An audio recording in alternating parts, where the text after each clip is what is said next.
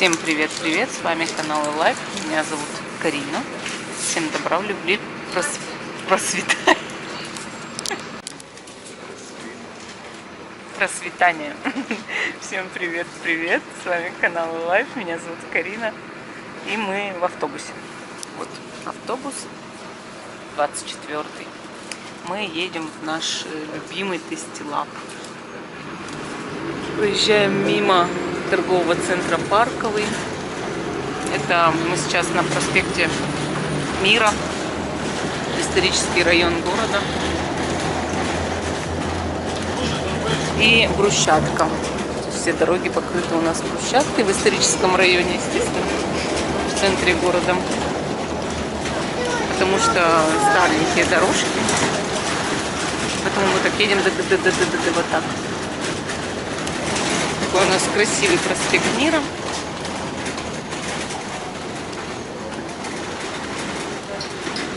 Тут магазинчики такие есть, довольно дорогие. Мы сейчас подъезжаем к кинотеатру Заря, но он с другой стороны. То есть я сижу не на той стороне, чтобы его показать. Но там тоже очень интересно. Там проходит кинофестиваль, называется «Короче». И мы каждый год на него, конечно же, ходим. Это мой любимый кинофестиваль. Там показывают короткометражное кино. А сам кинотеатр «Заря» очень-очень старый. Он даже еще во время Германии тут был. Вот мы сейчас подъезжаем, есть здесь вот Тестилаб, который тут есть, да? А мы подъезжаем, мы к другому поехали. Их сеть. Вот тут еще один Тестилаб. Вот. То есть их прям много-много-много в городу. Вот там суши-мастер. Вся инфраструктура, скажем, городская.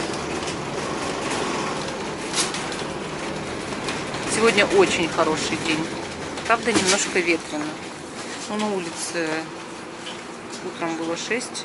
Сейчас посмотрю, сколько градусов. Уже 7, плюс 7. И написано будет плюс 8. И очень солнечно. Время 1:30 дня. Конечно, вот сейчас машинки, тут затор небольшой, пробочка, да, такая. Ну, небольшое такое затруднение движения. Большая машина едет.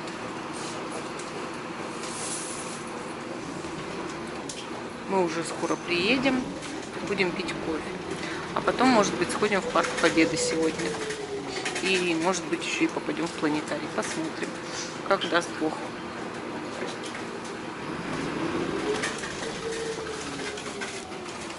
Это хороший автобус, оранжевый. Вообще, если вы видите в Калининграде оранжевый автобус, садитесь смело. Он не будет с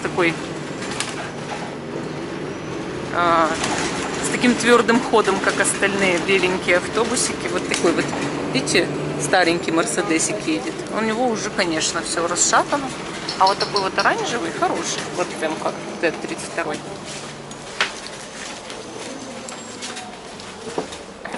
Вот наш Тестилаб. Сейчас выйдем.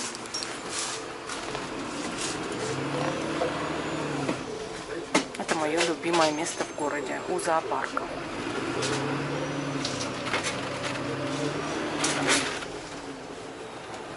Приехали. Ходим. Вот Тестилаб. Видите, тут цены. Капучино маленький 59 рублей, американ 39.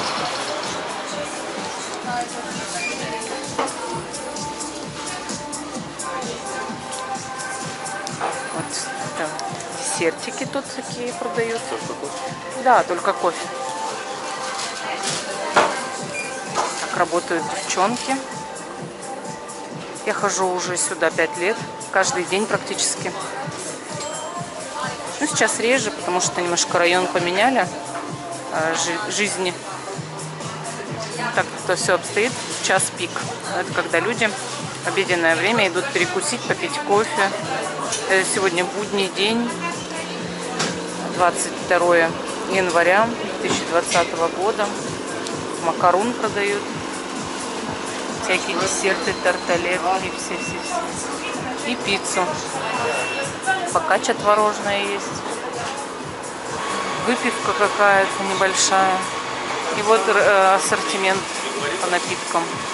Кофе, чай, протеиновые коктейли. Все есть. А вот эти фрешбокс. Конечно, тут большинство с мясом, но вот и для людей очень удобно, что ты купил фрешбокс, разогрел его в микроволновке. Вот здесь такая микроволновка. И все, ты спокойно ешь, пьешь. Вот тут вот кухня. У нее очень приятная табличка. Выносят сразу свежую пиццу, выпечку. Продают всякие еще напитки. Все очень круто. Очень популярное заведение. Самое популярное, наверное, в городе. Из таких забегаловок. И вот тут булочки. Здрасте. Такие булочки. Как бы. Столики небольшие. Лампочки. Булочки тоже есть. Все свежее.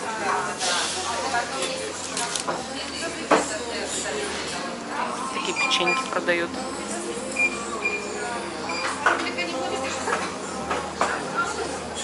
Покупаем кофе, ждем, когда бариста приготовит его.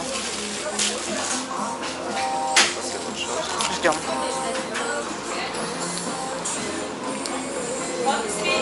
Вот тут есть макарон, который мне очень нравится. Называется он Нутелла. Вот он.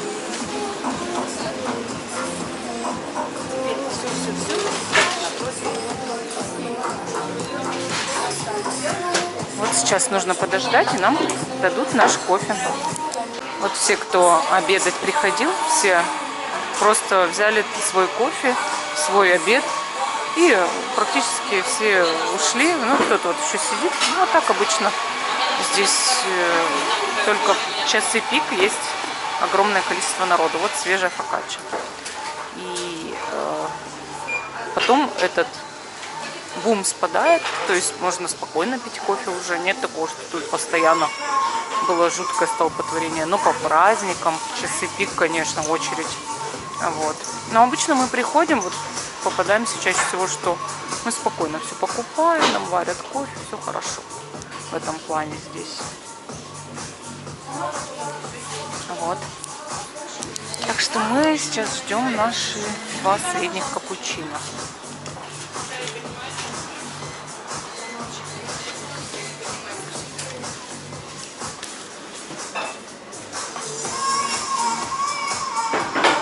Тут вот акции есть. Выгодные предложения. Фитнес-ланч. 99 рублей. Брауни, чизпай, латте, панакота, юдзу. Она без сахара. Вот капучино на миндальном и кокосовом молоке есть. Коктейли. Все круто. Вот опять народ набрался. Все они волнами идут. Вот. Музыка играет. Тепло, хорошо. Кофе так готовят.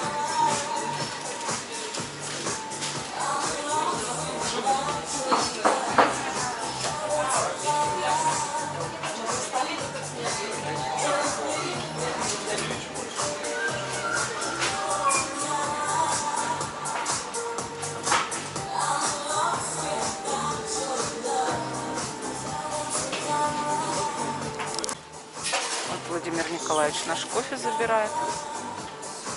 И мы сейчас я покажу, как выглядит кофе. Сейчас мы все упакуем и пойдем на улицу.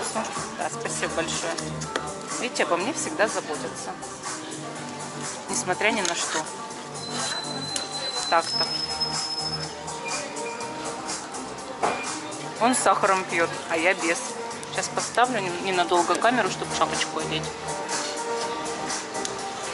Все, одела. Там вот автобусы подходят. Тут остановка. Прекрасный кофе. Сейчас пойдем на улицу, попьем кофе, потому что сегодня тепло. Почему бы не пойти на улицу? Вот здесь прямо напротив зоопарк. Если вы хотите сходить в Tasty Lab, вы его найдете легко. Просто нужно прийти к зоопарку и через дорогу, и все. Там кафе «Солянка», вот зоопарк, вот автобус, тройка. И помните, в Калининграде все оранжевое ваше, если вы хотите проехаться по городу. Вот. А здесь скверик. Я его фотографировала, наверное, 1000 раз за эти годы. И фотографировала, и снимала на видео. Он находится около стадиона «Балтика», где исторический фонтан.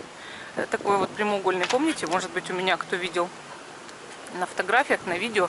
А кто не видел, ну, сейчас мы вам покажем. Познакомитесь.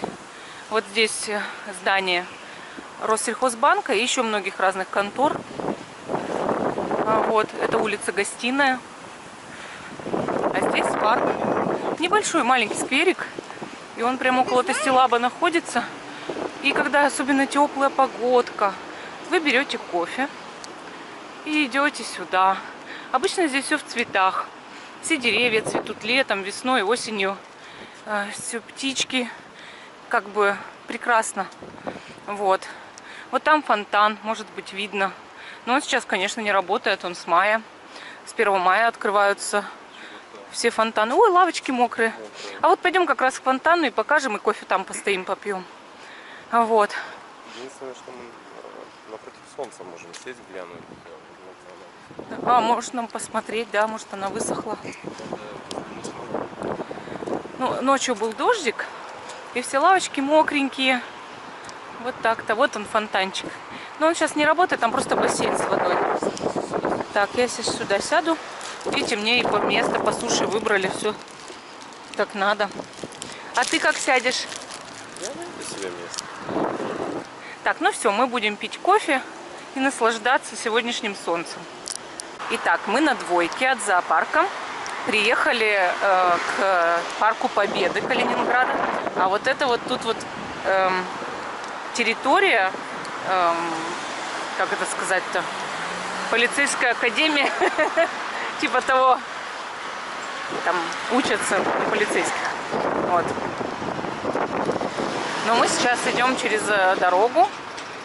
Нам нужно поискать планетарий. И вот парк Победы здесь. Но мы не с центрального входа пришли, а к памятнику 1200 гвардейцам. Сейчас посмотрим, где тут что. Все будем искать. Тут часовенка какая-то, по-моему. А вот тут указатели есть. Мы сами не были в планетарии, представляете? Мы будем сейчас первооткрывателями.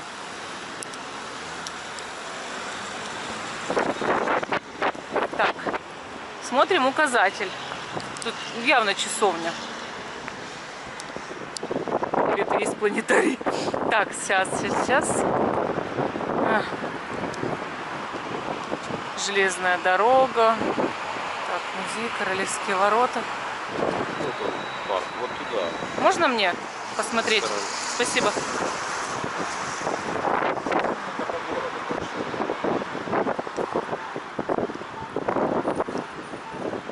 Ну да, тут нет указателя, похоже на него. Я знаю, что он прямо около памятника 1200 гвардейцам. То есть нам сюда все равно нужно пройти, мне кажется. Или нет? Там вдоль дороги-то что там? Ничего нет. Нет, сам парк. Или мы... Нет, мы сначала давай все-таки в планетарий сходим, наверное. Вот парк. Сейчас поищем. Надо найти это здание уже. Планетария. Может быть, ты наберешь? Мы как раз всем покажем, где он находится, да и все. Вот она, полицейская академия. Я только забыла, как она по-настоящему называется, но очень похоже на это слово. То есть там учат на полицейских. А вот тут, смотрите, в парке озерцо. Ну, потом будем показывать поближе. Озерцо, там птички, уточки, опять же, лебеди. Такие всякие птички. Чаечки вот даже летают тоже. Тут памятник. Сейчас солнышко пока светит. И мы обойдем как-нибудь, чтобы вам показать вот эту местность всю.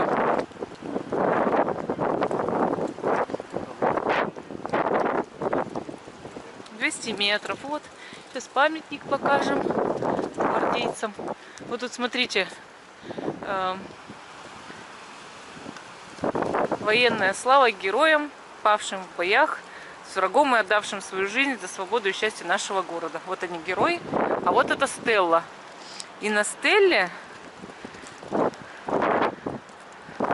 как бы идет вот это вот символ вот этот, да, что здесь пали герои. Сейчас поближе, чтобы солнышко не мешало. Обойду немножко с другой стороны. Покажу надписи. Вот она какая стелла. Тут огонь вечный горит. Вон даже сейчас, видите, какой ветер? Жуткий ветер. Надеюсь, что не будет все тут, вся камера у нас это. Видите, тут все красивые деревья, цветы. Наше дело правое, мы победили. Вот. И вот такая вот она стелла, большая. Тут вот надписи есть. От моряков краснознаменного Балтийского флота. И вот так вот везде тут сделаны такие, ну, так скажем, памятные венки, да? Сегодня облачно и солнечно одновременно. Вот собачка бежит. Пойдемте искать планетарий, ничего не знаю. Хочу туда. Вот там опять, видите, воины. Все-таки это воинская слава. И парк Победы. То есть вот эта стелла, так скажем, символ. А дальше парк. Ну, он очень красивый, на самом деле, немецкий, старый. Его потом просто переименовали. У него прекрасное расположение и очень такое интересное у него это устройство такое, как ландшафт. Мне нравится прям. У него ландшафта мостики есть. Тут райончик такой, видите, города. Вообще мы в центральном районе находимся. Ни больше, ни меньше. Ветер, ветер, ты могучий. Ты гоняешь стаи туч. По-моему, из Руслана и Людмилы, да? Стихи наплывами идут, представляете? Гуляем. Ну, вообще сегодня, конечно, погода такая, да, что погулять можно. Так, тут что внизу? Ты на географию смотришь, Владимир Николаевич? Ну вот она, может, это вот и есть здание планетария? Ну, как раз над ним. Мы над ним. Значит, где-то надо было спуститься. Пойдем. Я же говорил, нужно было идти через парк. Он у нас всегда прав, вы его не слушайте. Сейчас найдем лестницу, ничего страшного. Круг сделаем, да, через мостики? Ну, хорошо. Хорошо, ладно, сделаем кружок. Так как раз парк покажем. И мостики эти покажем. Классно же. Да, место очень хорошее, успокаивающее. Тут энергетика такая достаточно мягкая, спокойная. Да. Энергетика мне тоже нравится. Пойдем сейчас спустимся, как раз всем покажем мостик в парке. Мы сегодня тоже разведчики. Разведыватели территории незнакомой. Представляете, сколько живу, и почему-то не сходила я в планетарий. Ну это же как вот? Это же некрасиво, как минимум, с моей стороны. Вот, видите, какой мостик красивый. Сейчас мы туда спустимся. Один раз в жизни был в планетарии в Путапарте, это недалеко возле ашрама Саи-Бабы. Там фильм транслировался на закругленный купол. И специфический фильм, я не знаю, я о таком не слышал. Очень впечатляет.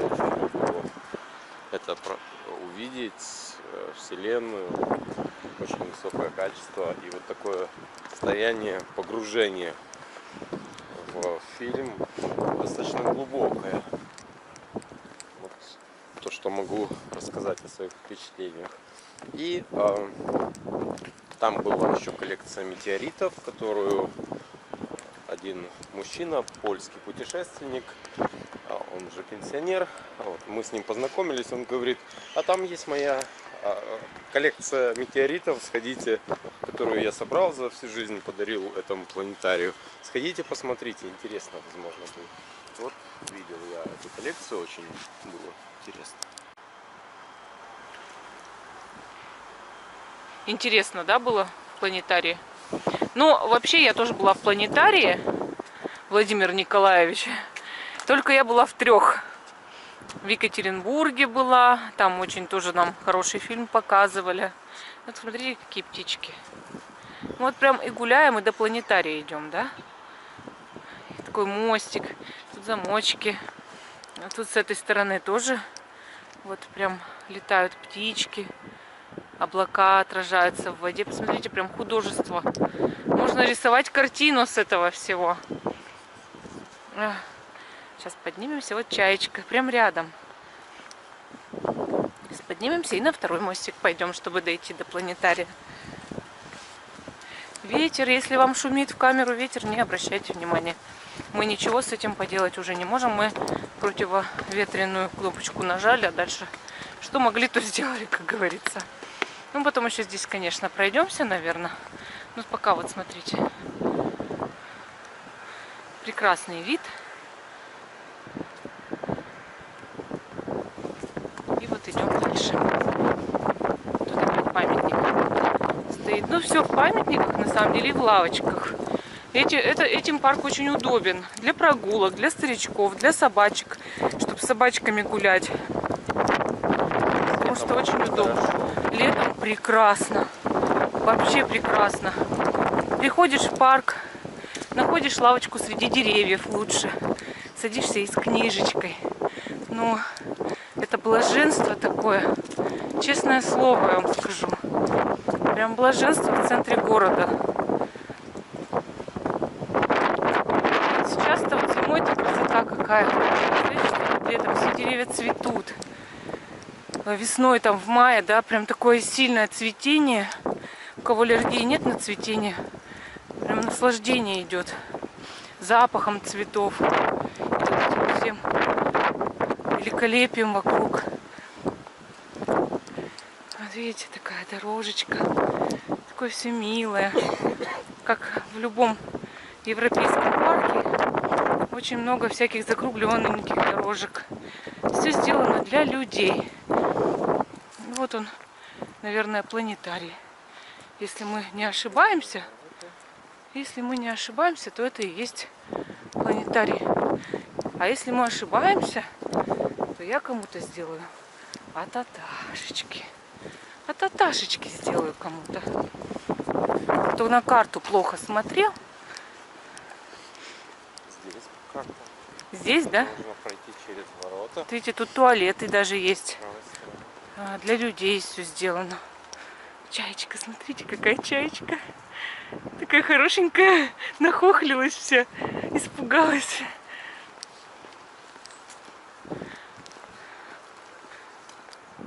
Конечно, туалеты не работают, но... Но они есть. Они летом, весной, осенью всегда работают. Просто сейчас не сезон.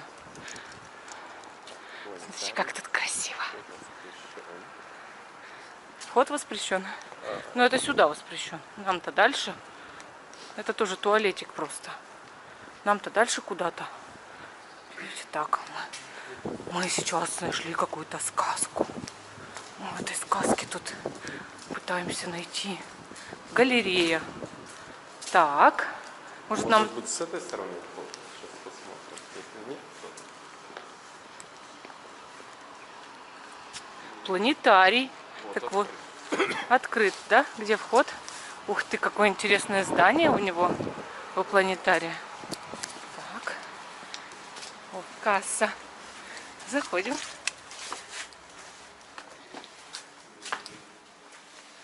Здравствуйте. Не закрывается. Так, детский 150, взрослый 250. Взяли? Пойдете? Это А что это?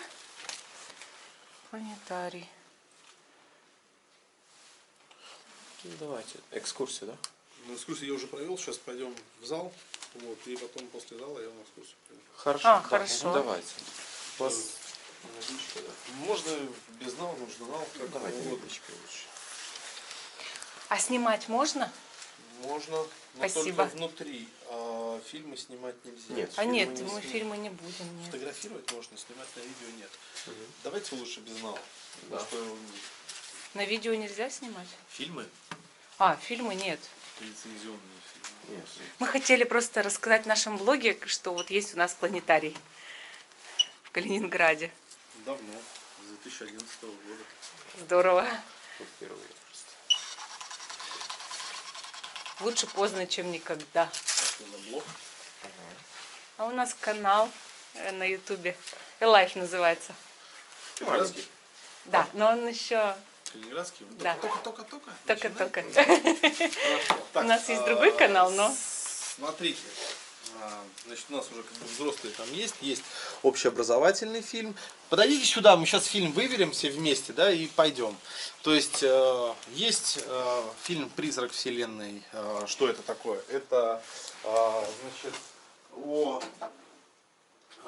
Большом адронном коллайдере, как он работает, какие процессы внутри происходят, вот, кто как бы вкладывался в этот научный проект, на какой глубине, значит, заложен тоннель, да, и какие процессы внутри этого коллайдера происходят, как регистрируют новые частицы.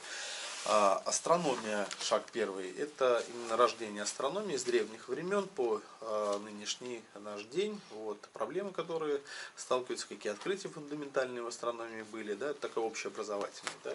Зрение – это как путешествует фотон света по пространству, как попадает в глаз, какие процессы происходят в сетчатке нашего мозга, да, то есть сетчатки глаза, и как электрический свет конвертируется в электрический импульс.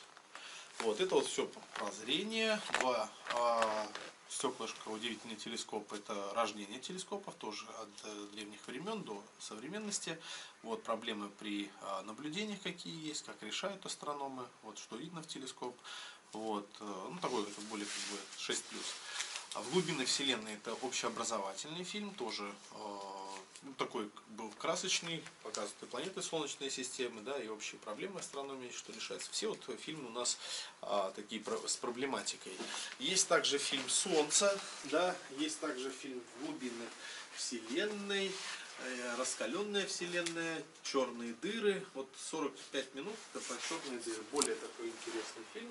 Вот. Либо «Глубины Вселенной» посмотреть, либо про черные дыры. Что интересно? Страшное? Ну, черные дыры это вообще интересно, конечно. Ну там, да, сингулярность, то есть динамика черных дыр, как их, значит, открыли, вот, что происходит, когда туда попадает, да, за горизонт событий, вот, как они возникают, да, гравитация черных дыр, то есть такой Я хочу черные дыры. удивительный фильм, вот, на самом деле. А ты? Коллайдер там про что?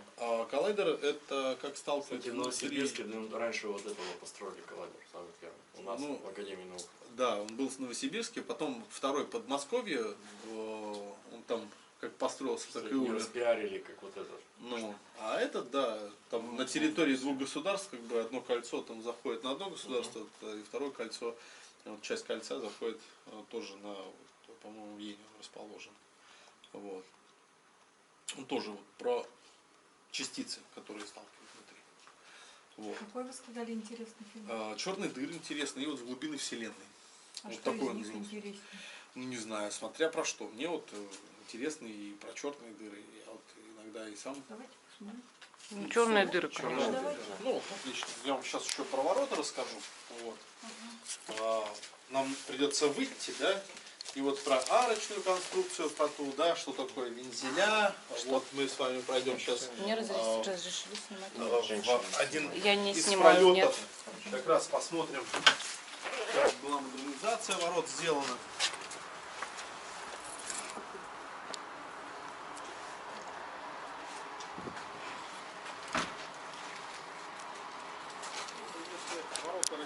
пополам, да, это получается, что правая сторона идентична левой.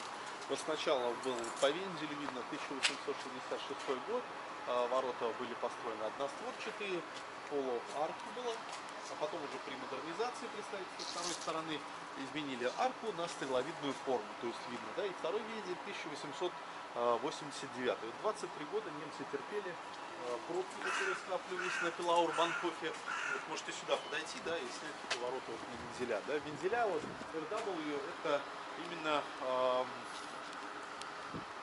вензель короля, при котором были строительства именно ворот, которые входили во второе вальное кольцо укрепления. То есть они стоят на бутовом камне, а под бутовым камнем деревянные сваи. То есть ворота расположены в районе Нижний Лаг, а Нижний Лаг это, соответственно, болотистая местность. И вот такие вот сооружения стоят на болотистой местности. Освоение в ней.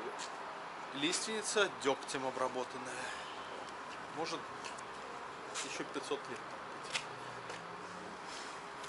Вот. Также вот здесь используется еще кладка, так называемая лепестковая. Видно, да, вот очень такие красивые лепестки.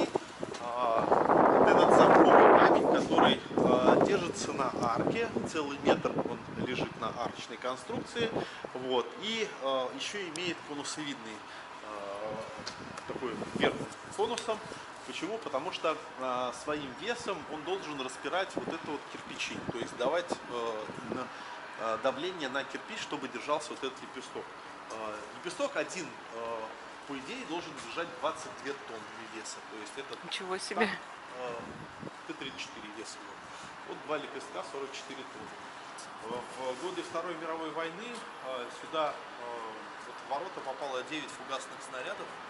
Если один фугас разбирает пятиэтажное здание и сделать там хорошую пробоину, да, то вот сюда прилетело 9 фугасов, воротам как бы ничего практически не было. Почему? Это вот при штурме Кёнигсберга только были отбиты углы, видно, да, как пулевые отверстия, вот потом уже ласточки расковырялись и под гнезда, все, потому что вот такой кирпич подвергался воздействию, да, атмосферных осадков. Вот. Интересные полосы тоже есть, да. Это что за кольца?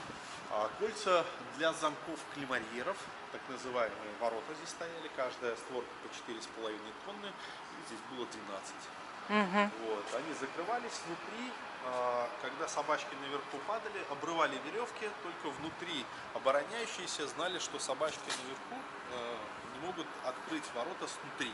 То есть если вы закрылись, то это все. Наглухо. Наглухо, да. То есть там дальше уже есть штрабы, можно пройти в левую сторону.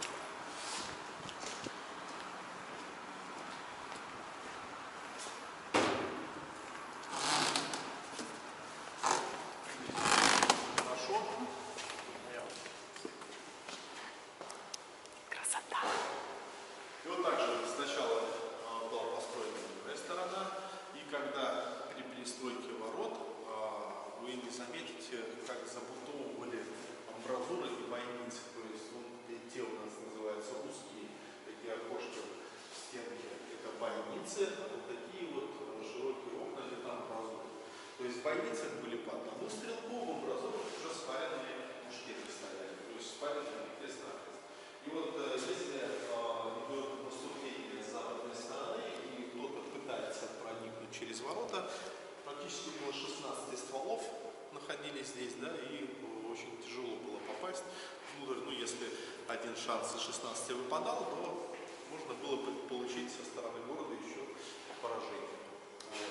Также ворота перестраивали как? То есть забутовывали полностью амбразуры, то есть видно покладки, это 1866 год. Почему именно вот такой серый цемент? Цемент был изобретен в 1861 году, а немцы использовали только по швам центрального фасада. Почему? Потому что он был очень дорогой, и уже через 22 года он подешевел, и вторую сторону уже строили с применением цемента. А цемент только использовали для расшифровки. И вот здесь вот видно разницу цемента, да, в цветовой гамме. Вот, это 1889 год, а это 1866. Именно забутовка была амбразур и бойниц. Вот видите? Угу. Так вот не скажешь, да, что здесь была вот амбразура. Ну да. К этому надо присматриваться. Также вот есть такие арки, очень интересные для постовых. Вот. Чтобы их не видно было сбоку. Чтобы и ветром их не обдувало. А. И в случае чего там убежать от паровоза, спрятался в нише. Если уже не успел, да. Паровоз очень тяжело остановить, Ну да. под нагрузкой, да, идет. Вот. А так вот, если пробежать через ворота, да, и туда спрятаться в нише. Вот. Также имеются штрафы, так называемые. Чуть дальше проходим. В стенках такие углубления. Это тоже снизу хорошо штрафить стены, да, это именно штабы, такие отверстия в стене. То есть сюда вставляли бревно, заводили и опускали. И вот одно бревно на второе делали так называемые как ролл-ставни. Между вот этими ставнями складывали мешки с песком. Для чего? Когда закрывали ворота при какой-то атаке вражеских войск, замкнули вольеры и защелкивали сверху, то есть здесь уже внутри можно было находиться в безопасности. И вот для того, чтобы открыть ворота, да, снутри использовали порох, когда еще Альфред Нобель был совсем маленьким, он еще не изобрел взрывчатку, да, из арахиса. Вот. Взрывали порохом. Что они делали? То есть подкладывали пороховой заряд под ворота, да, под металлические ставни, вот, и могли произвести взрыв. Так как здесь были очень плотно сделаны штрабы, да, бревна с песком, то есть взрывная волна, она не пробивала металл, она отражалась от металла и могла даже повредить тех же, кто и закладывал взрывное устройство.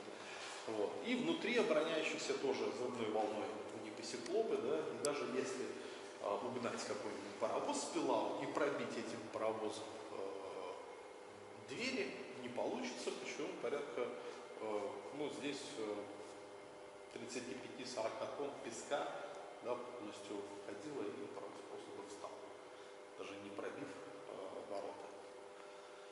Все это делалось в оборону, как раз таки для обороны центра города и для того, чтобы снаряды не ложились внутрь города. Вот это второе. Вот строили вот так. Интересно, почему даже на кирпичиках, если вы заметите, есть название завода-изготовителя. Где, покажи мне тоже. Лилау это Знаменск. Да. Нет, Храу. Это вот со Знаменска сюда везли кирпич 38 километров. Не было далеко, техники сплавляли либо на баржах, либо на тележках. Да, вижу. Что вот за титанический студ, постройки вот данных сооружений. Для того, чтобы отразить проникновение вражеских войск внутри города. Вот этот вихлау, да, и кладка более поздняя получается, да? Здесь забытовка, да, это уже 1889. То есть все, видите, как прошло очень. Интересно как. У нас такого сейчас штукатурка. Тут самое интересное, есть и черненькие кирпичи. Да, это обжиги разные. Да, вот использовался кирпичный обжиговый, вот четвертый обжиг тоже керамика. Кирпич и воздействие высоких температур больше считаться, начинает желтеть. А это более позднее? 1866 год. А нет, наоборот. 65, да? Ну, Вот, почему? то же самое, Это да. бутовый камень, да, это основа, называемая фундамент. Конечно, при постройке второй створки произошел казус. В 1888 году до сдачи модернизированного объекта пошла по центру трещина. Почему? Потому что это так называемая усадка здания. Они чуть-чуть просчитались, и вот эта трещина как раз был поставлен маркер, смотреть, будет она расширяться или нет. Маркер у нас здесь этой арки, ну, черный, там 88, да, вторая часть маркера уже отвалилась, да, это еще в годы Второй мировой, скорее всего, вот была потеря, вот такая вот трещина идет прямо по основанию всех ворот, прямо по центру. Значит, была нарушена, да, технология трещина, да, какая-то. единственная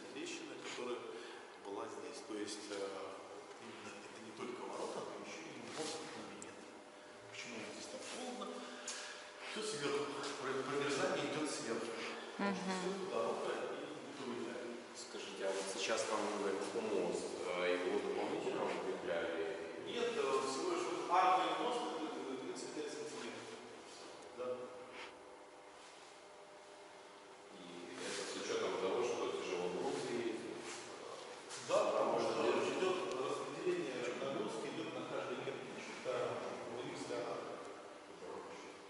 Хорошо построено.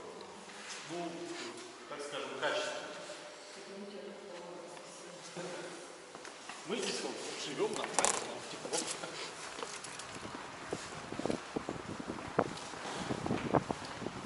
Вот уже три шарнира были ворота, да, на шаровых опорах. Это уже вообще ворота были демонтированы металлические в 1943 году. То есть металл ушел на военную машину Третьего рейха. Вот, и эти ворота стали просто пропускными. Вот, ну, не использовались в назначении. То есть можно посмотреть нижнюю опорную стенку бастиона Лаквана, с той стороны идет. И от возвышенности с левой и с правой стороны от дороги это вот подвалы, которые остались от бастиона. То есть они его разобрали, но не до конца. Подвалы закидали грунтом. То есть если достать чертежи бастиона, то можно спокойно.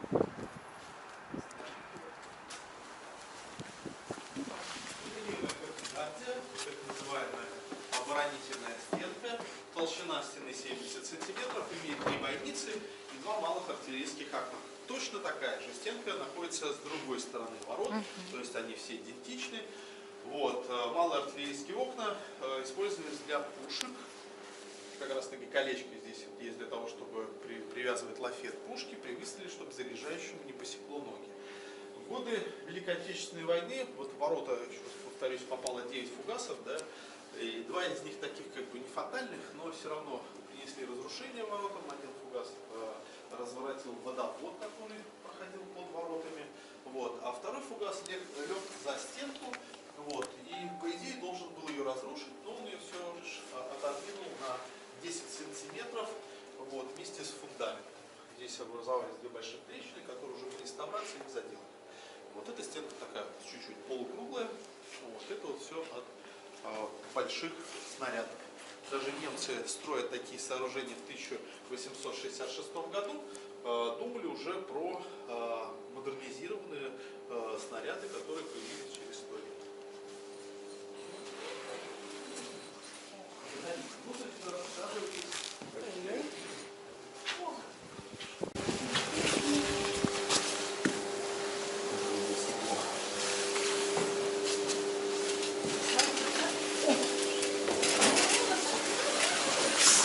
Это сферический кинотеатр.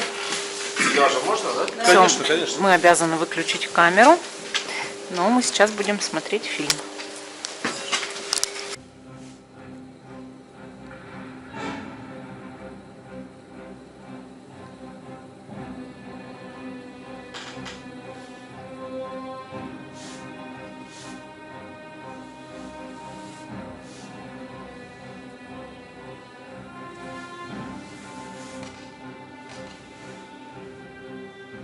Они являются самыми грандиозными источниками энергии во Вселенной. Но в силу своей природы не могут быть видимы. Эти объекты обладают огромной гравитацией, поглощающей все, что находится рядом с ними. Масса которой в 10 раз превышает массу нашего Солнца. Что мы увидим? И на что будет похоже пространство-время? А самое главное, что произойдет с нами?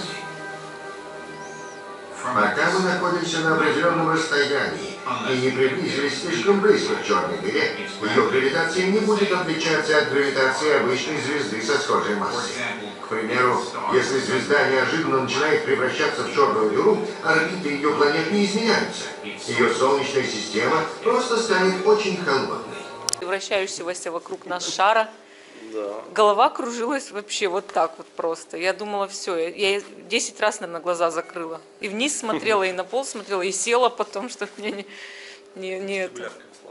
Ну, у меня слабая, да. Все, спасибо огромное. Спасибо вам большое. Да, можете еще там зайти, поснимать внутри. Да, хорошо, спасибо.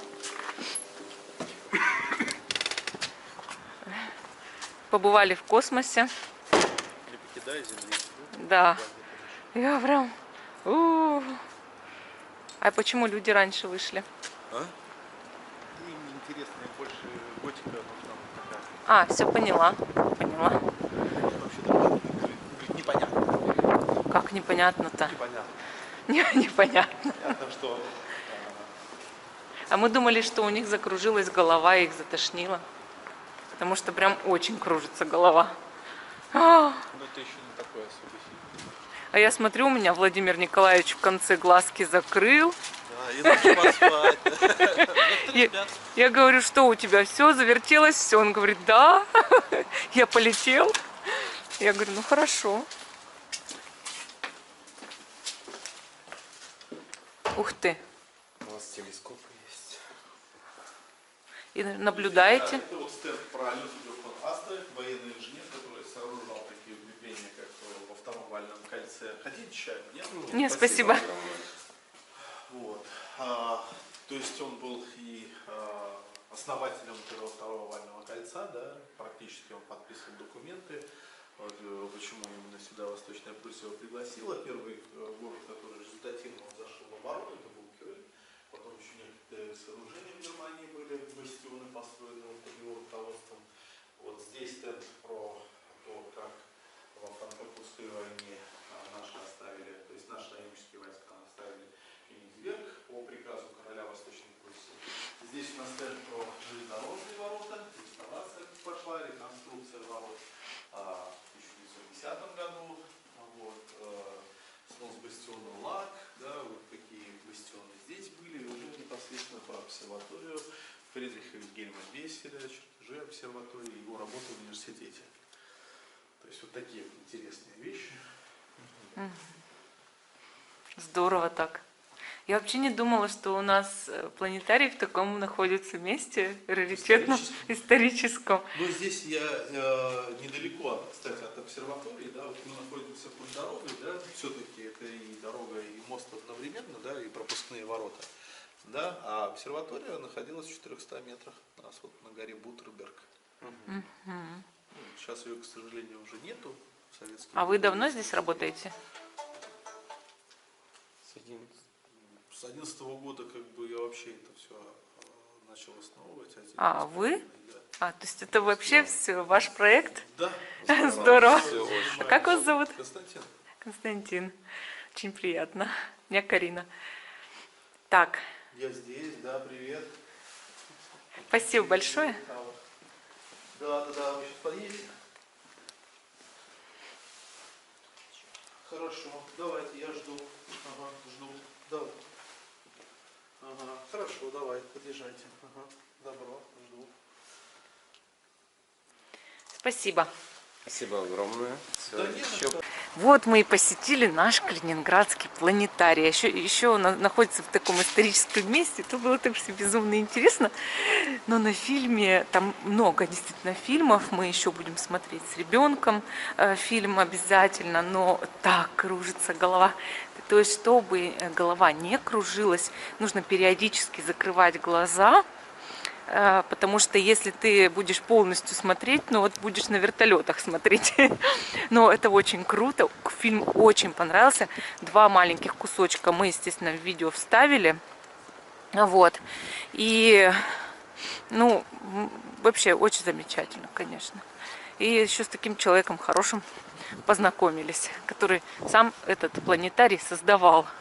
Ну, Константин. Ну вот, очень интересно было. Сейчас мы прогуляемся немножко по парку. Покажем вам парк Победы. Классно. Такие прям приятные впечатления. Вот. Такое небо сегодня. В общем, мы с Владимиром Николаевичем очень довольны всем сегодняшним событием. Как мы прогулялись, как мы сходили, кофе попили, как мы в планетарий сходили. Сейчас вот по парку пройдемся, покажем вам. Я прям сегодня очень довольна. Всем, пока иду, передаю привет. Ольга. Ольга, я уже тебе в каждом видео передаю привет. Я знаешь, что думаю? ты вот получишь мою посылку, снимай в инсте видос про нее, потому что я недавно открыла для себя такую практику, что я открываю посылки в Инстаграме. Это так круто. Такой сюрприз. Что там в сюрпризе? Так, у нас тут памятник пограничникам всех поколений. Вот такой вот памятник. Ну, это же Парк Победы, да, и, конечно, все тут этой победе посвящено. Смотрите, как мост отражается сегодня от воды. Это очень великолепно прям смотрится. Я сейчас фотографирую даже еще и на телефон. Так. Поэтично. Вот, хочу сфотографировать. Красиво очень. Так. Владимир Николаевич, подержи камеру. Я сейчас... Мне шапочку это... Пальчиками не закрывай объектив. Шапочку надо одеть. Я замерзла.